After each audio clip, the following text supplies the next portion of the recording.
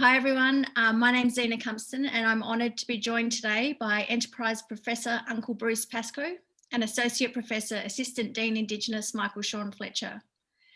We're recording our conversation today as part of the NAIDOC Week 2020 celebrations, presented by the Faculty of Science and the Faculty of Veterinary and Agricultural Sciences at the University of Melbourne.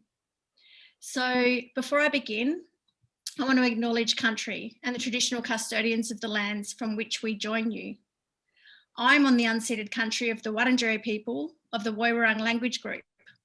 Uncle Bruce is on his Yuin country and Michael-Shawn joins us from Bunwurrung and Bunurong country. It's important to acknowledge that no matter where we are in Australia, whether we're in an urban area or a remote area, we are all on Aboriginal and Torres Strait Islander lands. There is no place in Australia that's not spoken for and that does not have mob today who speak for it. Every place in Australia, whether urban or remote, has a traditional owner group or groups that continue their culture and their obligations of custodianship. There's no place in Australia which has been ceded by its sovereign peoples. Our lands were never sold, never swapped, never given away. We acknowledge with deep respect the lands that we are on, and we welcome our brothers and sisters, aunts and uncles who may be joining us. We honour our ancestors, our elders, and our young ones, the future leaders. Thank you both for joining us today. Uncle Bruce, we're really thrilled to have you join us at the University of Melbourne in your new role as Enterprise Professor of Indigenous Agriculture at the Faculty of Agriculture and Food Sciences. As a way of introduction, it'd be wonderful if you could share with us a defining moment in your life which led you to be telling our stories so powerfully through your work, and most especially the stories about our relationship to country over time. Uncle Bruce, are you happy to introduce yourself? Yeah, my name's Bruce Pascoe. I'm a Yuin Bunurong Tasmanian man, and our families hid from Aboriginality on Tasmania and in some cases on the mainland as well. So we grew up, my sister and I, with no information at all. Very little information anyway. There were some things we were learning from my mother. But later in life, after my daughter was born and was starting to ask questions about, people in the family photograph book, and I started seeking out elder Aboriginal people in the community, and that propelled me into learning in the real history of Australia. And as a result of that search, I wrote a book called Convincing Ground. But there was overflow material from that, which was all about plants and food. And that became the book Dark Emu. But I remember I was being gently attacked by professors at another university, attacked in the most polite way, for suggesting that there was some kind of organised labour going on in Aboriginal Australia prior to contact. And I realised then that if I was going to convince what were some of the most highly educated people in the country, I would have to use resources that they valued. I couldn't go on anything that my uncles and aunties had told me. I would have to go to their sources. But because I knew that if I couldn't convince historians and archaeologists and people like that, botanists, then I'd have no hope talking to anyone else about it. And so I started reading the explorers' journals in detail. I had been looking at particular passages, but then I started reading them in detail. And I remember the day when I read that Sir Thomas Mitchell rode through 9 miles of harvested and stooked grain, and basically crying in frustration that this was so easy to find, and so many educated Australians had read this passage and failed to include it in the curriculum. And when that happens, as an Aboriginal person, you know that this cover-up is massive, and the organisation to maintain it is equally massive. And you just wonder at the depths of colonial rule and how it's achieved. And so that was a moment when I was going to write an essay about Aboriginal food, and I ended up writing a book about it because of that moment. I thought if it's taken me an hour and a half to get to this passage in Sir Thomas Mitchell's journal, what else is there? And, you know, pardon the pun, but the rest is history. Thanks, Uncle Bruce. That's wonderful. Michael-Shawn, do you mind introducing yourself as well? And if you feel comfortable, it'd be really great to hear a little bit, not only about the focus of your work, but maybe a defining moment which led you to the really important work that you're doing today. Yeah, thanks, Zena, and thanks, Uncle Bruce. It was really moving.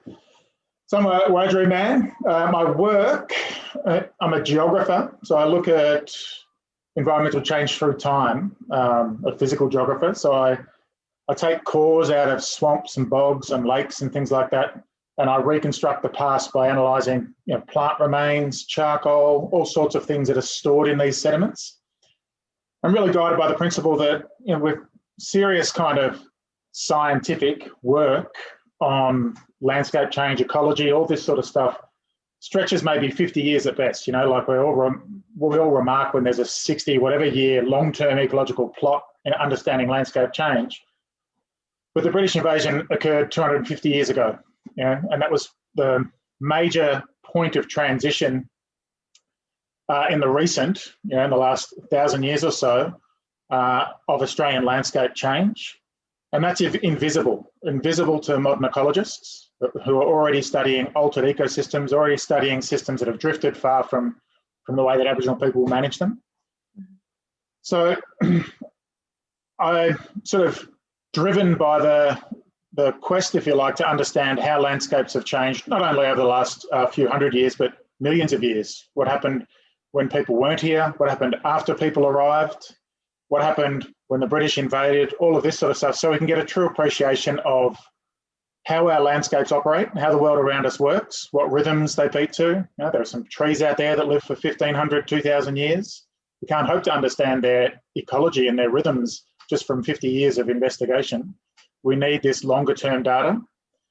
What drove me to this? I remember becoming aware, if you like, of my ancestry, my Aboriginality when I was in early and primary school. I just, you know, was pretty ignorant, just like my kids are now. They don't really get it. Then you sort of become aware. I remember telling some mates at the time, and then until late high school, until I became too big for people to pick on, I was subject to sort of systematic racist comments and bullying and all of this sort of stuff, just because I was different. And that's kind of left its mark on me in terms of being a little bit, not an outcast, but doing my own thing. At the same time, my family used to always take me into the bush. I remember, you know, sticking my hand into hollow logs and seeing what was in there, pulling out little baby birds and looking at them, putting them back. I always had this real quest for country, I guess. I didn't know what it was, you know, I didn't know. I just loved being in the bush and I loved being out on country, up around where my old man lived, up around Bendigo and a bit north of there, Judgea Warrung country. And I was going to be a wildlife cinematographer. That was my plan. You know, I was inspired by people like David Attenborough and all of this sort of stuff. And I wanted to be out there filming the world. And for some reason, I ended up doing a science degree and a teaching degree at the same time, a Bachelor of Education. And I was doing genetics. Don't ask me how I ended up in genetics after being such a nature sort of person, but I did. And it was all too narrow for me, if you like. It was very abstract. You never see a gene. You only ever see some little lines on a piece of paper. And I kind of thought, oh, this is just way too abstract. And I ended up doing some geography subjects, which sewed everything together. You know, and I found out about the Tasmanian landscapes and in particular the Southwest Tasmanian Wilderness World Heritage Area. And the more I read and read and read about it, there was no way that this was a wilderness. You know, like it was embedded in the ecology and the popular narrative around this place. You know, that this was a wilderness, got to get people out of it, all of this sort of stuff, and it just didn't make sense. You know, like the place is dominated by a fire-promoted plant community in one of the wettest places in Australia. But you know, it just didn't make sense. So I spent my honours degree, because I was inspired by this, and then my PhD in really trying to nut out how this landscape evolved. You know, like how did we get the Tasmanian Wilderness World Heritage Area? How do we get a place that's actually open country, dominated by a plant community that needs fire? And it turns out that it was created by people. You know, like it was Aboriginal people, you know, who've been denied their humanity, created this place. And the fact that it was still called a wilderness, and still is called a wilderness, I think is just an insult. And that really, an insult to people, you know, like it's denied our humanity. So I have been driven, and I'm still driven, still constantly chipping away at trying to get the name of that place changed. But then I started looking more abroad. I spent some time in Chile, in South America, doing similar things over there, seeing that Mapuche and the Puenche shaped their landscapes as well with fire, and that was completely ignored by the colonial Spanish. And this is just, I thought this is just an issue across the world, you know, like the colonizers don't recognize the humanity of the people who lived there before, completely ignore the work and the agency they had in the landscape. And not only is that dehumanizing, but I started to realize that this is causing all sorts of environmental problems, you know, of which bushfires are one, of which, you know, soil erosion, all these sorts of things, this big change in management, and the failure to recognize the true history of country means that we don't know how to operate in it. You know? So that's, I guess, a long-winded answer to your question, but that's at various points along my journey, I was sort of inspired by different things. But that Tasmanian example and the fact that it's still called a wilderness just irks me no end, really, really gets to me, because it dehumanizes who we are. Mm-hmm. Thank you, Michael. I wasn't long-winded at all. It was a great answer. I appreciate it. I'll just really quickly introduce myself as well. So my name's Zena Cumpston. I'm a Barkindji woman. I've got family ties from around Western New South Wales. My mum grew up in Broken Hill, and most of my family live around Menindee now. Lots of family in Sydney too, of course, because that's where all the work is. I work as a research fellow at the Clean Air Urban Landscapes Hub at the University of Melbourne. And I guess, Uncle Bruce, I heard a talk you did recently, and you were saying about how you happened to be in the right place at the right time quite a few times in your life to get to where you are today in the way that you tell your stories and what's happening for you. And I think I very much resonate with that, because whilst I've been running late with almost everything in my life, I do feel like I ended up at the right place at the right time a couple of times in the you know, more recent years. So I'm very surprised to find myself working at a university, but very happy to be there, and also feel really honoured that I get to be paid to learn about plants and Aboriginal plant use, which is the area I've kind of focused on in my work. So yeah, that's me. I wanted to start because I see a lot of these webinars. I'm kind of addicted to them, and if I can't catch them, I always watch the recordings. So it seems I've got my face in the computer all the time. But I do notice that they can be a bit stuffy sometimes, and because this isn't my day job, I'm going to do something a little bit different, which I hope's okay. So all the time when I'm writing and doing my work, I find that things that I've read recently start feeding in. I feel almost as though ancestors give me things sometimes, just little bits and pieces to make my mind run wild and to resonate with things that I'm trying to say. And recently that definitely happened. Aurora Milroy, who's one of the most amazing women who we're really lucky to work with at the University of Melbourne. She's a Balku woman. She gave me a piece of writing from her mum, who's Professor Jill Milroy, and her mum wrote this with her mum, so Aurora's grandmother Gladys. And it's called Different Ways of Knowing, Trees Are Families Too. And I really, really love this essay so much because in it, the authors tell us about the importance of our stories for country in keeping us and country healthy. So I just wanted to read you a little bit of that because I've got a question that kind of comes from it. So Jill and Gladys say, in Western scholarship, those writing about Aboriginal people have often called us nomads. Then they go on to say, yet Aboriginal people never wandered far from country and always struggled to stay close to it. We did not leave it, but were taken from it, and we still grieve for country we lost, as country grieves for us.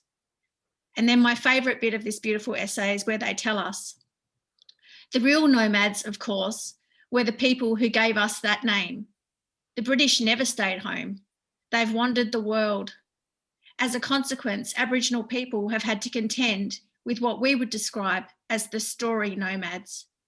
These story nomads wander about in other people's stories, mucking them up and changing the endings, disbelieving most, stealing some, selling others. They often come too late to understand what the story is about, starting in the middle of a story, but claiming it is the beginning. They may leave before the end so they don't have to face the consequences of broken stories. They are the perpetual travellers of the story world because they have disremembered their own stories, consigning them to myth, mysticism, religion, allegory, metaphor, and narrative, the not quite true category.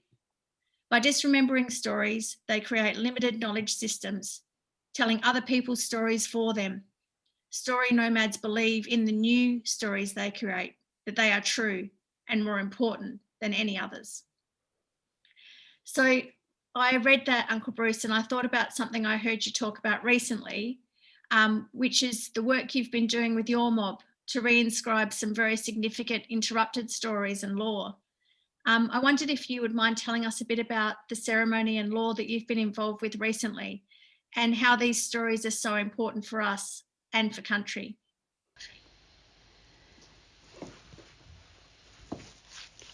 Well, we come under a bit of fire when we talk about our culture because it's assumed it's gone. But I'm very, very fortunate to be involved with a group of men and women on the South Coast who participate in law daily, but also on a bigger scale, keep our songlines alive. And last weekend we travelled Friday, Saturday, Sunday across a big landscape on the South Coast, which took us to the boundaries of Darug, Ngunnawal and Wurundjeri people, the boundaries they share with Yuin people. And we touched on Ngario, Gunai, and arguably Gunai, Kurnai and Bidwell as well.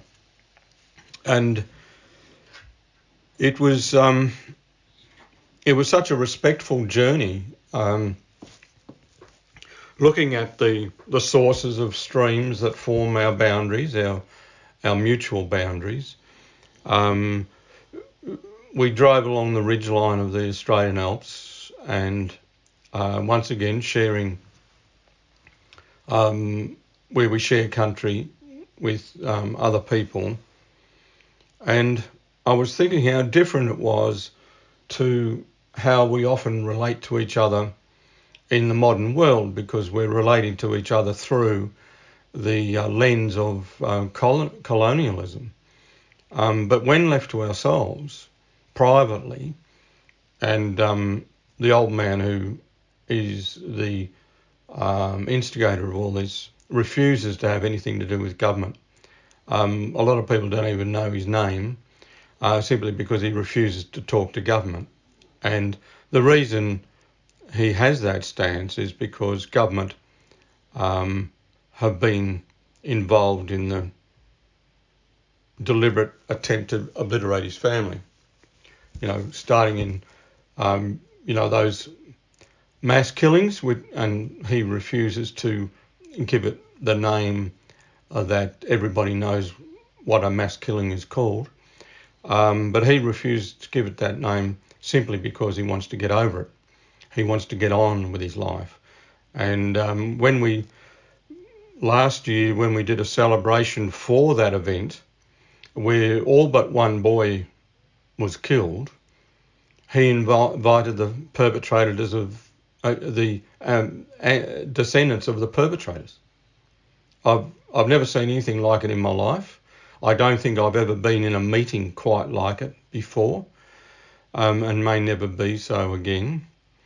But I now talk to that woman about that event because we're involved, strangely enough, in a cultural project together. And we talk about the rarity of humans coming together with the same vision to grow and repair and provide comfort. How rare it is in today's world to even consider that that's part of the world, that you will provide comfort to someone else, that you will want to repair the damages done in the past, and that it's almost at the exclusion of self. And I think myself very fortunate that I've been around people who insist on it, and I'm also think I'm very fortunate that some of those people are 17 years old and 18 years old, 19 years old. The vast majority go between 25 and 40 years of age. The vast majority of that group of maybe 160 people, men and women. And the strength of those numbers and that age can't be underestimated, because white Australia doesn't know what's going to hit it, because these people are now well educated. They're working in schools and universities and hospitals and courts of law and police forces. These are people who are going to have an influence, and right or wrong, they'll end up having a bigger influence than some people who never went to school, Western style school. But white Australia is unaware of what's about to happen to it in the next 10 years. And, you mentioned before about being in the right place at the right time. Well, these young people are in the right place at the right time too, because of the work of their ancestors, William Cooper and people like that. Old Auntie Coffee and, legions of others. That ground was prepared for them, and now they're going to operate on that canvas and create a very different Australia. And I hope they create not just a different Australia for their own children and their grandchildren to come, but also for white Australia, because we're not going to succeed if we can't convince white Australia that this part of the world's human development is incredibly important.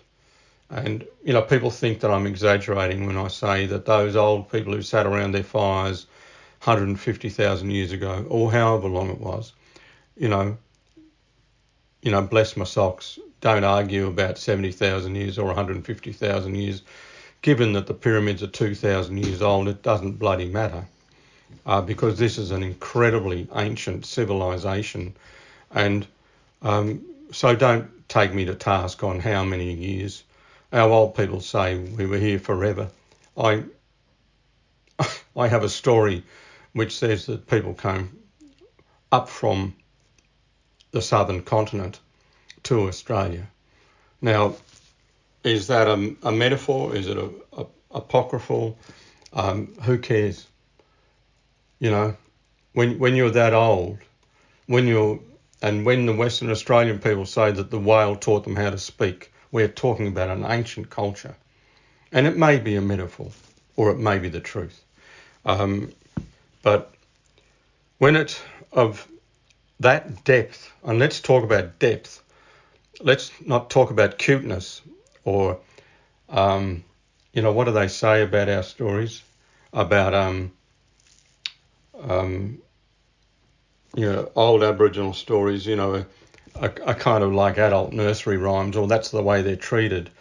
But when you've got a civilization which eschews war, and, I'm happy to argue with you about the Northwest Shelf in Western Australia, I'll talk about that because I've thought about it, and I've listened to people who live there, and they have a story about that too.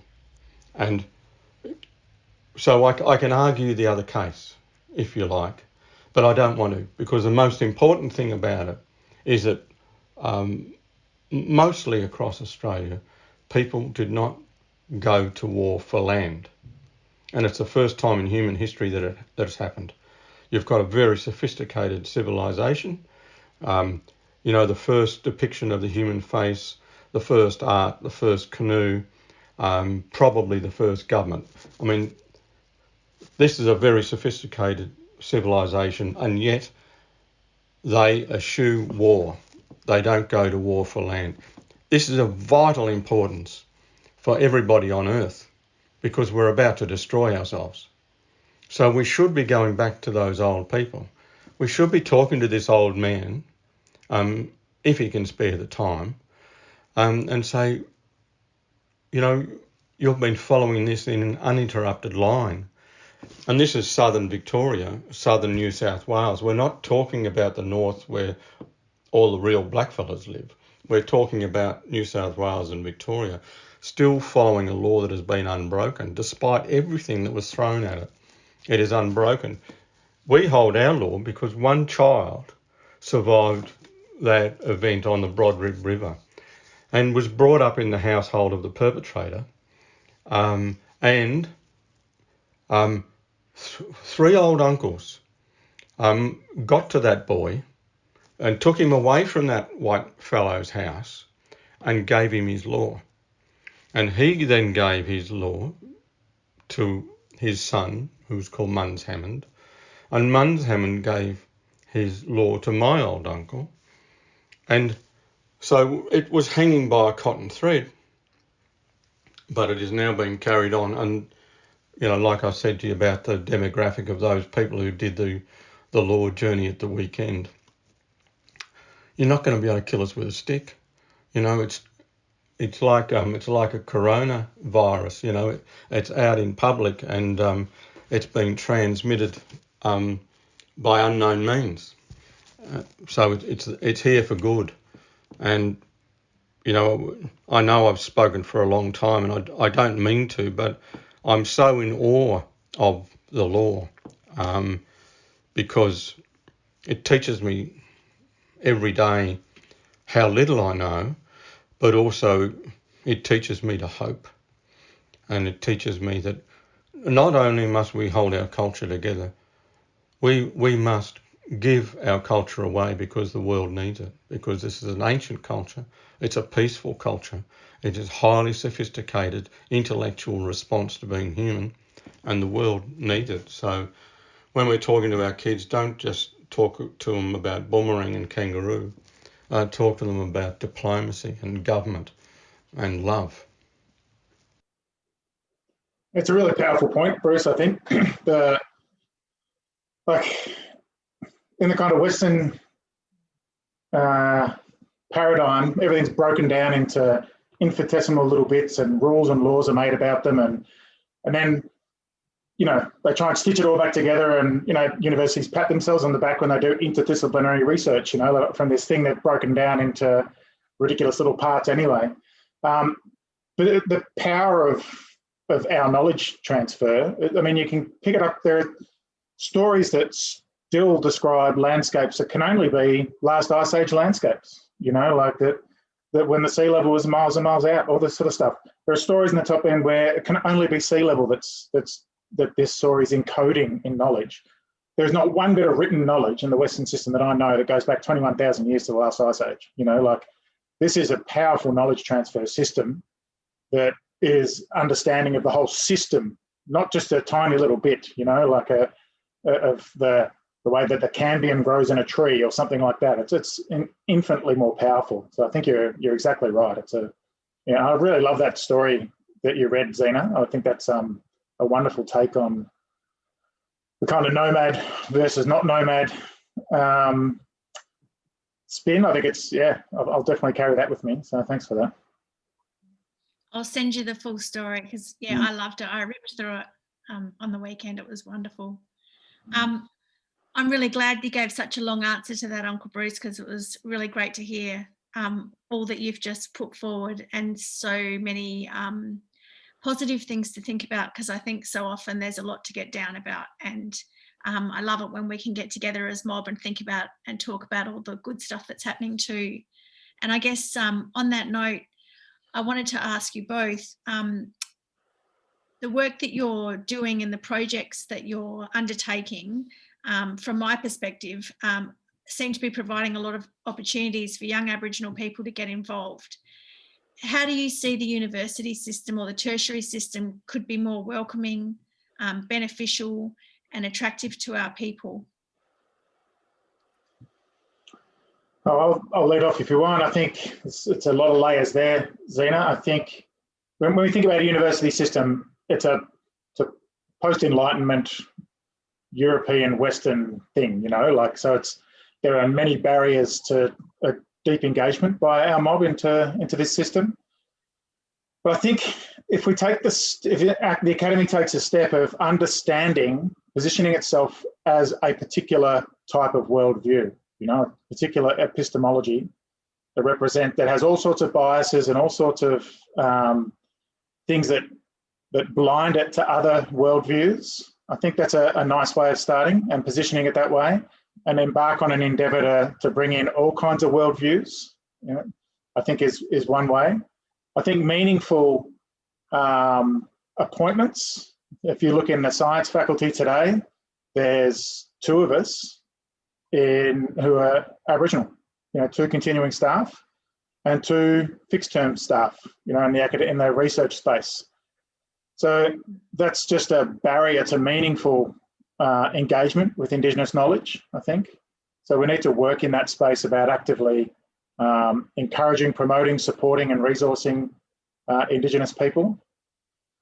And maybe thinking about different structures of how to interact with both community and also with staff. You know, I think universities would do a lot better to have meaningful interaction with traditional owners, you know, and work on projects that are important to people whose country we're on. We should be talking to the Kulin Nations. We should have directed advisory from, you know, Judge Owarong, Yorta Yorta, Wurundjeri, Boonwurrung, Bunurong, where we rest, you know, and have a really meaningful dialogue and a 2-way flow of information and that kind of thing. I think if we made the right steps in that direction, it might become a more attractive place for Aboriginal people to engage with. And I think the final one, that's happening slowly, is not be so bound up in what qualifications a person needs to have to be considered a knowledge holder. And you don't have to have a tertiary degree to be an incredibly intelligent and wise person. I imagine the elder that Bruce was talking about before is easily professorial level in terms of knowledge and understanding about the world. You know, we need to recognise and acknowledge those kind of non-traditional academic pathways and knowledge holders and meaningfully engage them, not in an appropriation sense, put them on in a meaningful way, just like you would a professor. So they're my thoughts. What are your thoughts, Bruce?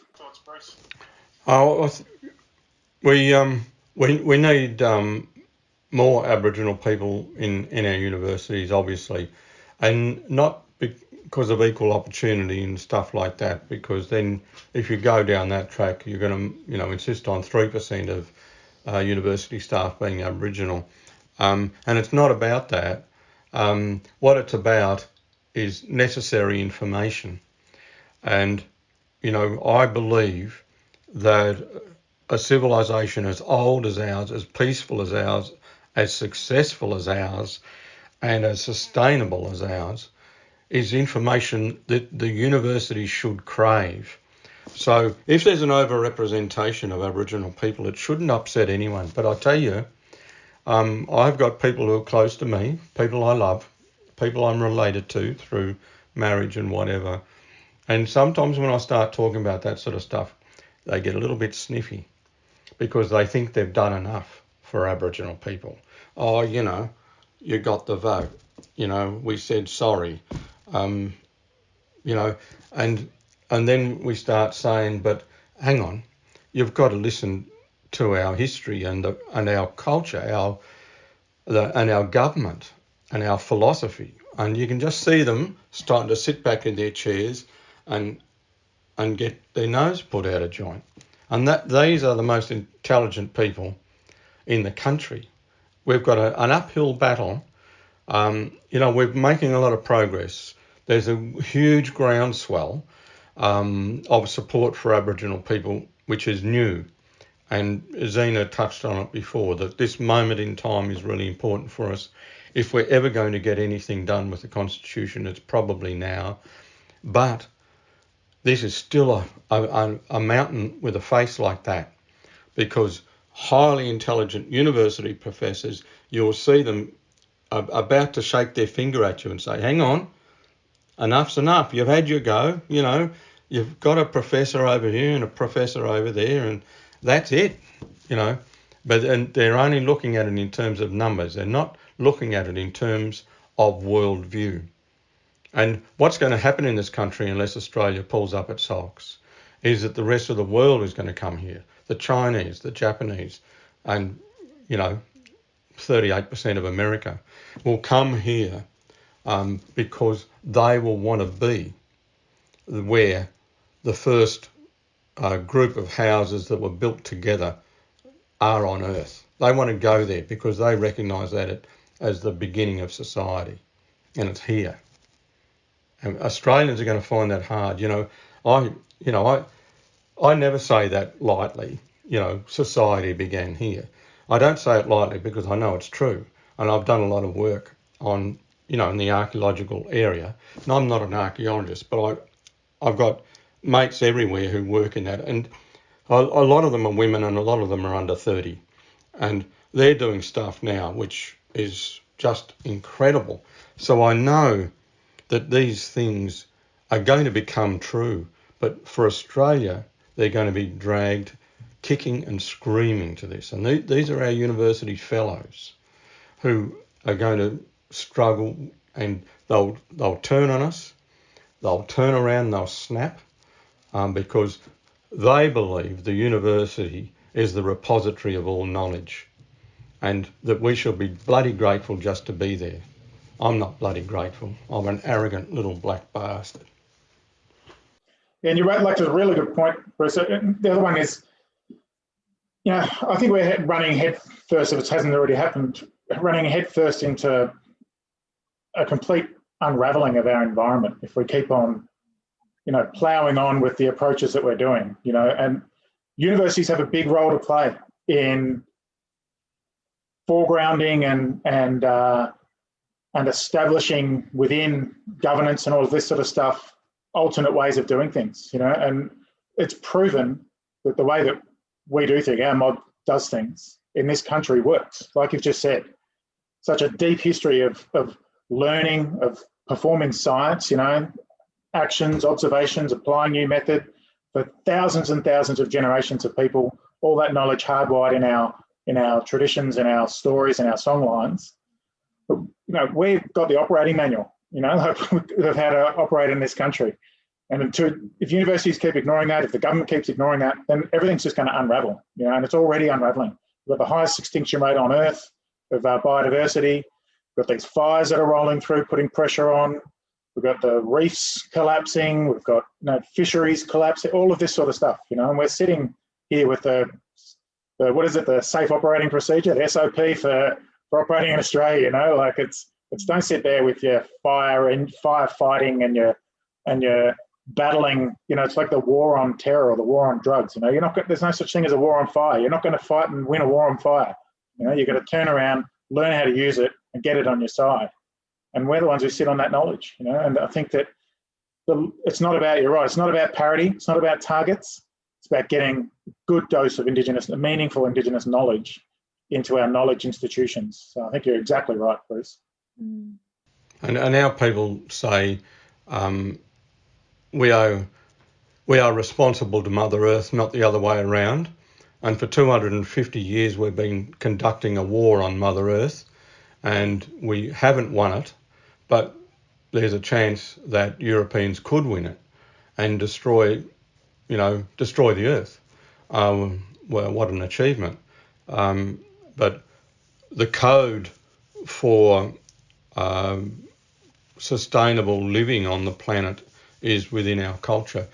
So much of our stories are about caring for each other, but also caring for the earth and making sure that everyone shares the food. I've just come across countless stories which, might be about a brush turkey or an emu or an eagle or a swan or something, but it's about sharing food. And, because of the way those stories have been retold by non-Aboriginal people, that side of it is completely missed.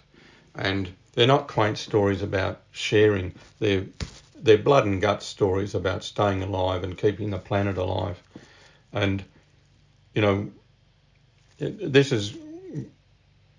we have to refine this story so we can tell it to non-Aboriginal people so that it can be accepted in its entirety, not in its parts. And, that's a difficult thing to do. But once again, there's no better time like now. I don't think we've had a better time in the country. The best time was, 1788, about the 2nd of February. That was the best time to be convincing, and we missed that opportunity because we were dead. But that was the time for that dialogue to take place, so that, black fellas could have taken white fellas by the hand and walked up to the Parramatta River and said, see what's happening here. Now, this is the way we look after this country. But if that conversation had taken place, it'd be a different country now. But of course, Europeans don't act like that. They didn't act like that in America. They didn't act like it in Africa, South America, Asia, nowhere. Zena was saying before, those restless nomads, the Europeans, used their religion to convince them that killing and stealing was right. Absolutely the opposite of their religion, with all the purple cloth and the gold ceilings in the churches, the absolute opposite of all that, and yet they did it. So if we struggle to convince people of the absolute need to love country and respect her, then we have to be patient, because we're going against a long tradition of ignorance and violence and unwillingness to learn. But I'm really optimistic, because I meet so many non-Aboriginal people who are coming around to these ideas that this is going to be useful for Australia, even from the most selfish and base motives. How can we stay alive? There's no good capitalist economy if we're dead. If the world is dead. Farmers are now realising that they can't farm if there's soil that blows across to New Zealand.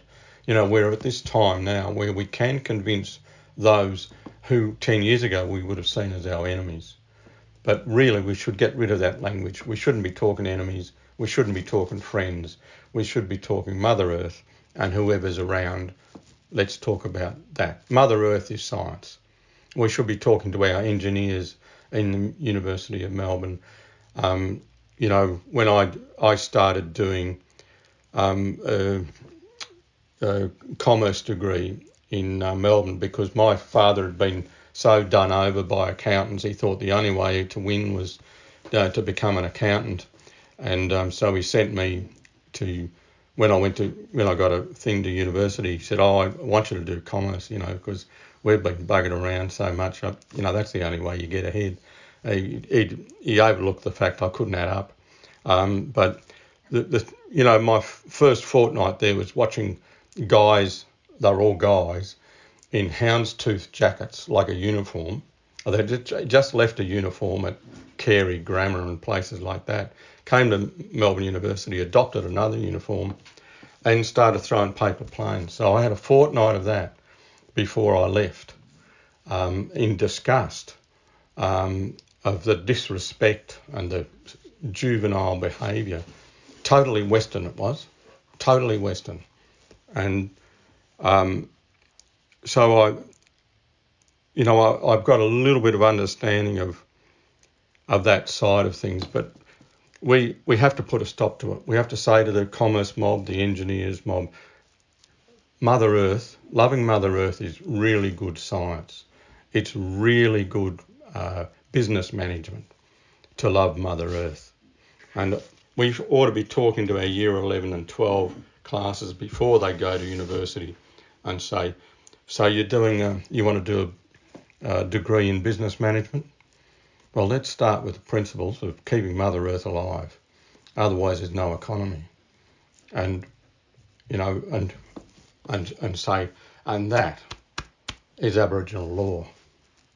There'll be a few people squirming in seats, and there'll be a few more paper planes, I'm sure. But we have to say it, and we have to say it with love. I'm being sarcastic now, but we have to say it with love, and we have to say it to people who we know are going to get really irritated by it, and we have to expect that irritation and have compassion for the irritation, because we can't have this oppositional thing going, because that's what Western life is all about. I'm right, you're wrong, I'm black, you're white, I'm Labor, you're Liberal, and let's lock horns like that. Nothing gets done. We have to accept that people have got different points of view, but just as that old man Michael said, hold your law. Uncle Bruce, on that point of sort of thinking about how we can all move forward together, and I guess, with every terrible thing that happens to us, there's so many opportunities that come as well, like we were talking about before we started talking today about how both of us got to spend time with our kids that we might never get again because of COVID, and realising that blessing within a difficult time, and also realising that lots of people were much more catastrophically affected than we have been. But I guess for me, the environmental crisis that we're in at the moment, I always think of it as an opportunity, because I guess for the way that I see it, before now, it was too easy for people to disregard our ways of knowing, in terms of how we've always managed on this place and adapted and continuously innovated to go through ice ages and all sorts of other things to be the oldest living culture in the world. And I was really excited to hear that you were coming to Uni Melb to work with Agriculture Mob, because the work that you've been doing around our traditional grains and foods is so exciting.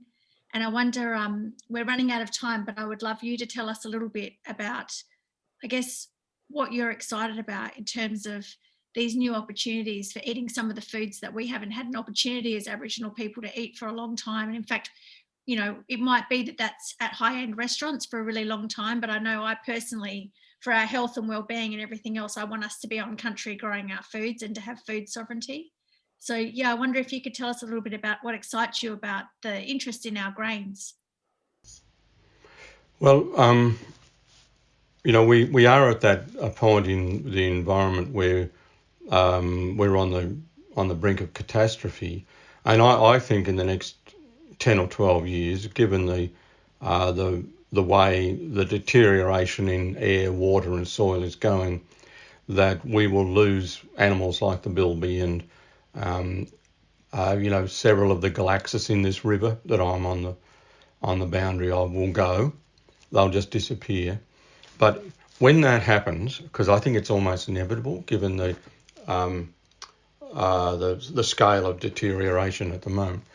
We mustn't despair.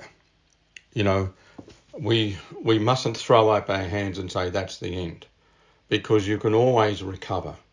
The world has always lost animals and found new ones, and you know, that therefore dinosaurs. But we must not despair, but we must not be too comfortable either. But one of the important things that I've been working on, and my soil profile here on the farm has backed me up. I'd love Michael to come down and have a look at it, you know, talking about those soil cores and things like that, because the soil core here shows you wildfire for 250 years, large pieces of carbon in the soil, and prior to that, really fine carbon deposits, indicating that our people were burning grasslands. And so this forest that people, you know, extol as the real Australia probably wasn't here.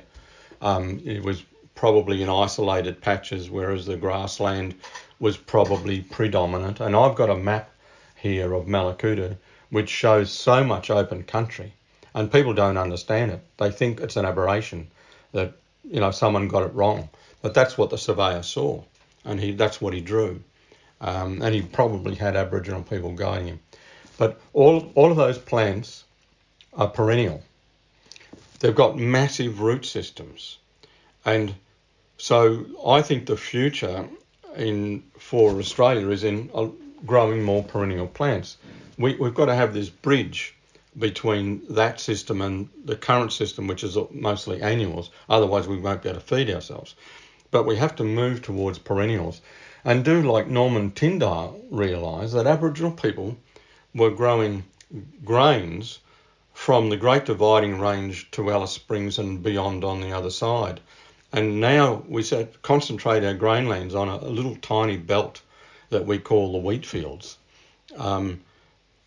We will not get the kind of yield per acre that annuals get, but we'll harvest them over a greater area of the country, and we'll harvest them in amongst trees.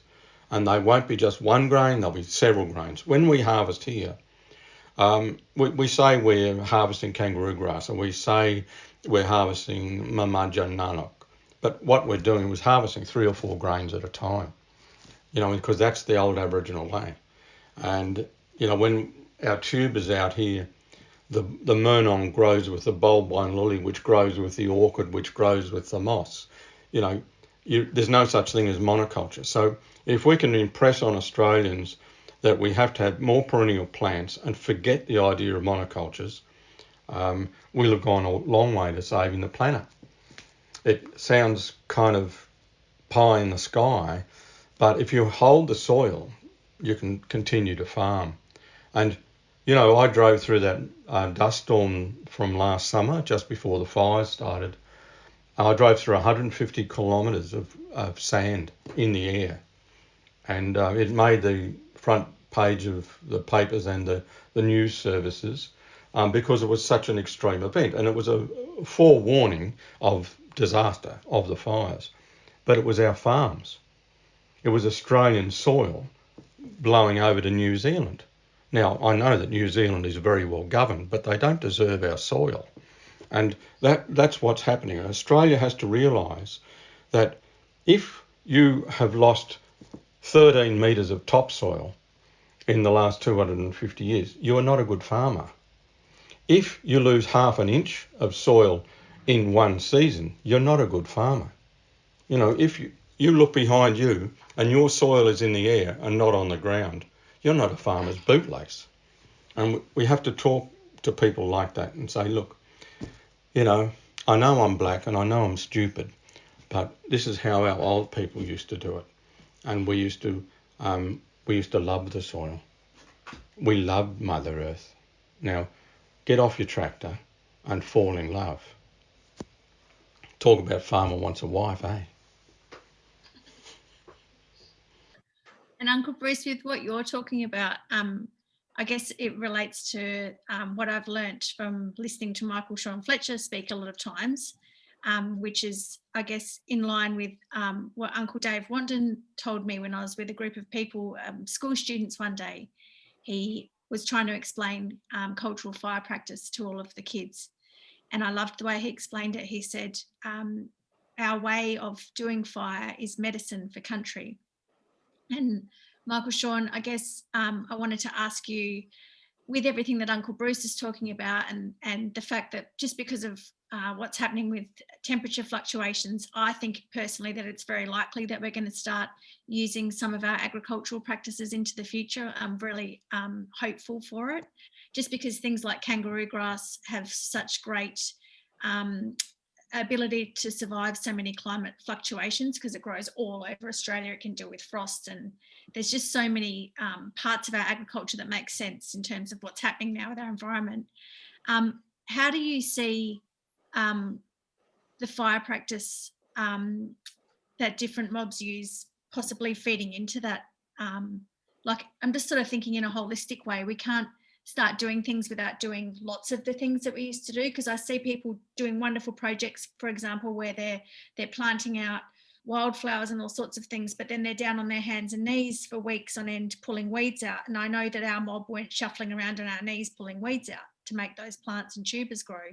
So how do you, so it's a really long-winded question, but do you see that fire practice, do you feel hopeful that it's going to start being integrated, even though the Royal Commission into the National Natural Disaster Arrangements was pretty soft on really supporting and resourcing fire practice?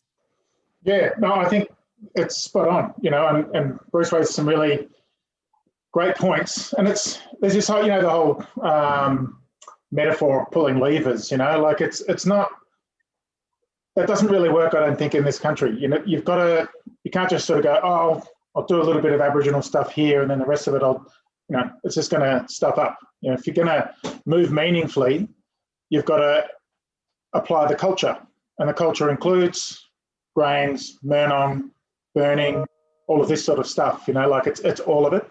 In terms of forest management, I've no doubt, Bruce, if what you've described, I've seen before in places like Tassie and other places with those big bits of charcoal under forest and then fine grain underneath. And it was, you know, we'll come and do some work on it, but it's going to be open country. Those maps are right, you know. And within that country, that fire wouldn't have stopped just in the forest or the savannah or whatever it was. It would have gone out onto those grains. I mean, Bruce could tell you more of this. There's fire involved in murnong cultivation, you know, about getting nutrients in the ground and sort of clearing area and all of this sort of stuff. Fire is not just a way of reducing fuel. Even though that's one of its net effects in forest areas, is to create landscape scale low fuel loads. We just look at various places around the country. I always think of the Madu because they're, you know, that's a beautiful country and they do such a wonderful job. But it's not just about fuel. It's about creating biodiversity. It's about creating landscapes of all the different stages of recovery and, you know, burning bits of grain over here and burning bits of habitat over there. And I think fire has to be embedded in just about all of these things. I don't know how much fire Bruce uses in his kangaroo grass stuff, but for my mind, if we're going to do this properly, like you say, we're going to move towards traditional forms of agriculture and food, then we've got to back it up with the right practice. You know? And that knowledge is out there, as Bruce said. You know, like, there's the myth. One of the great things that annoys me also about Tasmania is the myth of genocide. No such thing. There are people out there with knowledge, you know, who still know what to do. And the fact that I don't want to talk about it to any Tom, Dick or Harry is probably a product of the fact that our people have attempted to have the culture beat out of them and language beat out of them, that they don't want to just go and talk to anybody because there's still that kind of reticence to do it. So, you know, you've got to sit down and listen to people, engage with them properly, understand, slowly unpack the information, reinvigorate it, get the right people on country. But back to your thing on fire, we need to get fire back in, not only into forests, but into all of these kind of systems and heal country. And, you know, I've burnt with mob in all over the place. And yeah, it's about healing country, but there's also, a lot of them will talk about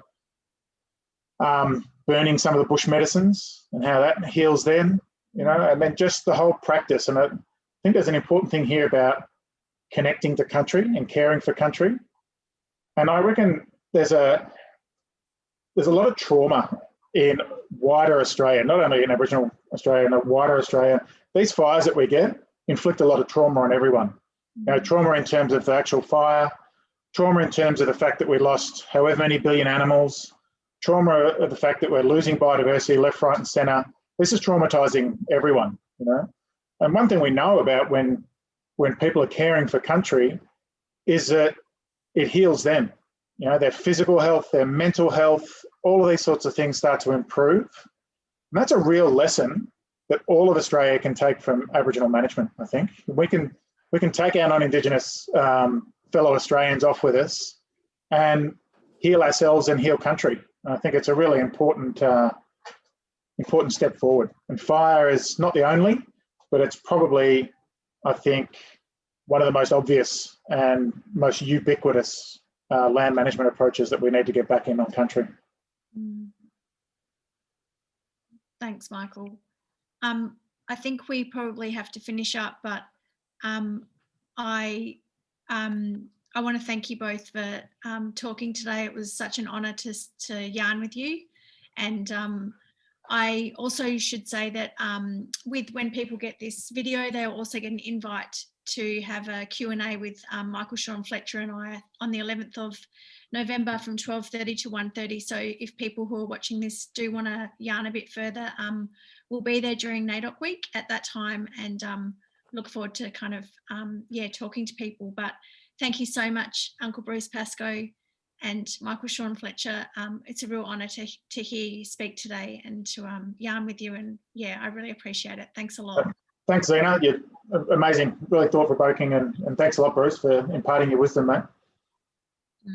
Wow, well, and thank you, Michael. Lovely to meet you and, hear of the things that you're doing. And you too, Zena, my sister. Hang in, eh? Love you, Uncle Bruce. Take care, both. Yeah, good one. Thank you. Bye. Yeah.